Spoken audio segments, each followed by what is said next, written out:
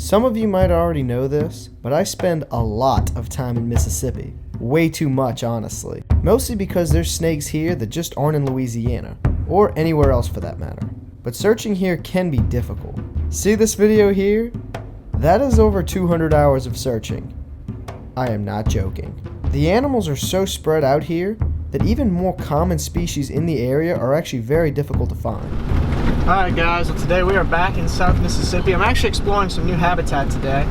And there's one thing in particular that I'm going to be looking for, and that's a garter snake. Now I know what you're thinking, Zachary, it's a garter snake. Those are everywhere, they're not special. No. The ones in Mississippi, one, look really cool, and there is something special about them in particular. But also, I've never actually found a live one. The only one ever I found in Mississippi was dead on the road. So I'm hoping today, the conditions are good, I'm hoping we get a little bit of rain, but I'm hoping to find a garter snake out here. And I'll explain why later, but they're a very cool snake out here for sure.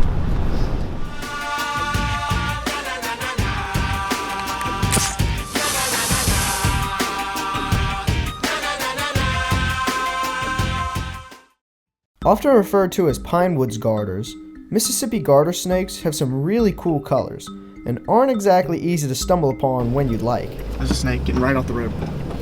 It's a king snake? Losing the grass. Have a look at this.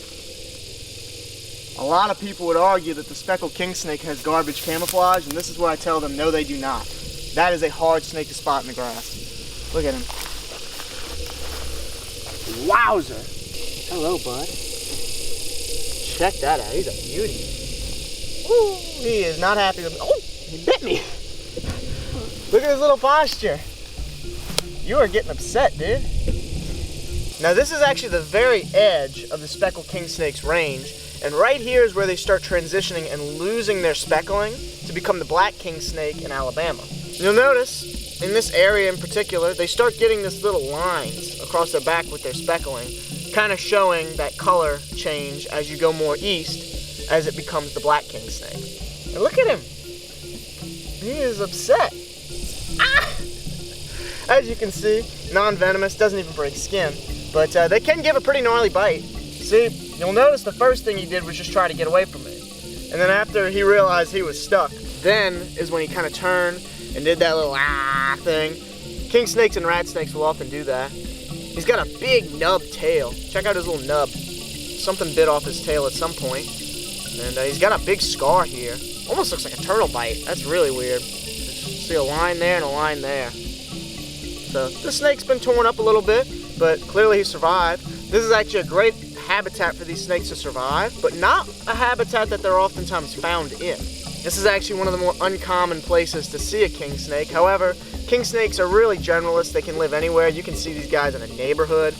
I mean, they can really just be anywhere. And notice, he's chilled out now. He has fully chilled out. I mean, yeah, it's just a really cool snake. Now, they're named king snakes because they will eat other snake species. And out here, he could eat a small rattlesnake, copperheads, other king snakes, scarlet king snakes for that matter, coral snakes, pygmy rattlesnakes, really anything he can get his hands on. But I would have to guess that this snake would mostly be eating fence lizards out here. Fence lizards are kind of one of the primary lizard species out here, and I would have to guess that this guy would be getting a lot of them, as well as skinks. Very, very cool species, and a local favorite of mine over in Louisiana, where they're actually relatively common, but I do not catch many of these snakes in Mississippi. Glad we were able to see this guy right before he got off the road. I don't think he was sitting there heating up. I think he was just crossing it, but we're going to go ahead and put this snake back into the grass and keep looking for more. All right, first snake down. See you, bud. Get the heck out of here. Go. Cool stuff. Driving before, during, or after a rain is normally very productive for snakes in Mississippi. And by productive, I mean you'll find one snake and call it a day at that point. So as it threatens to rain, I figured this was actually a really good chance to see our target species. Alright, we've been driving around here for a little while, and we did see that one king snake, but not too much. So I think what we're going to do, we're going to go to another location, not too far from here, because I see rain clouds that way. Now this time of year, a little bit, a downpour would be bad, but a little bit of rain is just enough to wake up some animals and hopefully see some stuff. Because in this economy, I cannot afford to be wasting fuel. Okay, every moment, every speck of time you see counts for so much. You hear my vehicle? That's the sound of money burning to a crisp. Money I could be using to save animals or educate. Time is of the essence, folks. That's something. That is either a little moccasin or exactly what we're looking for. I think that's, yeah, look at him go. Look at him go. Oh, he's fast. Stop. Have a look at you. Oh, hey bud. Oh my goodness, he's fast. Hey bud. How are you doing? Come here. I want to be very gentle whenever I handle a snake. I'd like to just get him to sit like, ooh. It looks like he's got a bunch of stuff in his belly. I'd have to guess frogs or toads out here. Look at him. Yeah, he turns. He's like, are you messing with me? Oh! Check that out. He just nipped me. Now that's something that I really want to talk to you guys about this snake. Is the bite. Ow! He actually got me that time. The bite. He's musking on me. He's pooping on me. Garter snakes can be unpleasant, I tell you. Now the really cool thing about garter snakes is the stuff that we are just finding out about them, and is that they actually contain a very mild neurotoxic venom. You heard that right. One of the most common snakes around, these little garter snakes, actually do have some venom in their saliva. Now I'd be wondering, Zach, you just got bit twice. Are you gonna be okay? Perfectly fine. I do typically try to avoid taking nasty bites from big garter snakes, but one of this size shouldn't bother me at all. But some people have had allergic reactions to garter snake bites. I don't believe there's ever been a death. And that's not to scare you all away from garter snakes, because you guys know it's a garter snake. People get bit by these all the time. I just got bit by it twice. There's no reason to be scared of this snake. But the real question is, why do they have that? I mean, this is one of the most common snakes around. It's not a viper, it's not a elapid. So why does it have that? Supposedly, this is the prevailing theory at least, is that whenever they're chewing on a frog or trying to grab a frog, it can be very, very difficult. And half the time they'll just grab the back of the frog, grab their legs, and can't swallow the frog from there.